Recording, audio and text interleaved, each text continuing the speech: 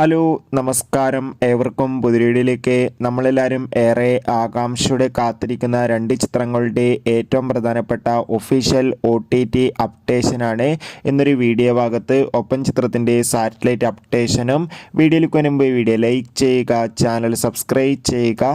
ഈ വരുന്ന ഒക്ടോബർ മാസം ധാരാളം ചിത്രങ്ങൾ ഇനി അങ്ങോട്ട് OTT റിലീസ് ചെയ്യാൻ പോവുകയാണ്. നമ്മുടെ ചാനൽ ഭാഗം പരിശോധിച്ചാൽ നിങ്ങൾക്ക് കാണാൻ വേണ്ടി സാധിക്കുന്നതായിരിക്കും.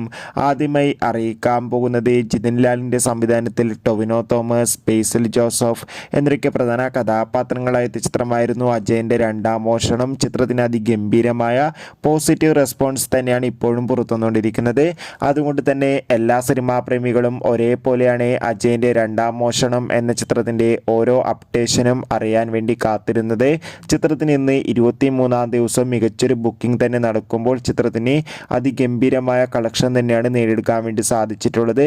ഏവരുമേറെ ആകാംക്ഷയോടെയായിരുന്നു OTT റിലീസ് അപ്ഡേഷൻ അറിയാൻ വേണ്ടി കാത്തിരുന്നത്. അങ്ങനെ കാത്തിരിപ്പിനൊടുവിൽ അജയൻ്റെ രണ്ടാം മോഷണം എന്ന ചിത്രത്തിൻ്റെ OTT അവകാശങ്ങളൊക്കെ ഇപ്പോൾ നെറ്റ്ഫ്ലിക്സ് എന്ന OTT പ്ലാറ്റ്ഫോം സ്വന്തമാക്കിയെന്ന് കൺഫേം ആക്കിയിട്ടുണ്ട്. ചിത്രം മിക്കവാറും ക്രിസ്മസ് സ്പെഷ്യലായി OTT റിലീസ് ചെയ്യുമെന്നാണ് റിപ്പോർട്ടുകൾ സൂചിപ്പിക്കുന്നത്. എന്തായാലും ചിത്രത്തിൻ്റെ ഒഫീഷ്യൽ അപ്ഡേഷൻ അറിയാൻ വേണ്ടി കാത്തിരിക്കാം. ചിത്രം കണ്ടവരുടെ അഭിപ്രായം കമൻറ്റ് ബോക്സിൽ രേഖപ്പെടുത്താൻ വേണ്ടി ശ്രമിക്കൂ. അടുത്തതായി അറിയിക്കാൻ പോകുന്നത് ആസിഫ് അലി, ജഗദീഷ്, വിജയരാഘവൻ, അപർണ എന്നൊക്കെ പ്രധാന കഥാപാത്രങ്ങളായ ചിത്രമായിരുന്നു കിഷ്കിന്ധാകാന്ഡം. ചിത്രത്തിന് മികച്ചൊരു പോസിറ്റീവ് റെസ്പോൺസ് തന്നെയാണ് ഇപ്പോഴും പുറത്തുവന്നുകൊണ്ടിരിക്കുന്നത്.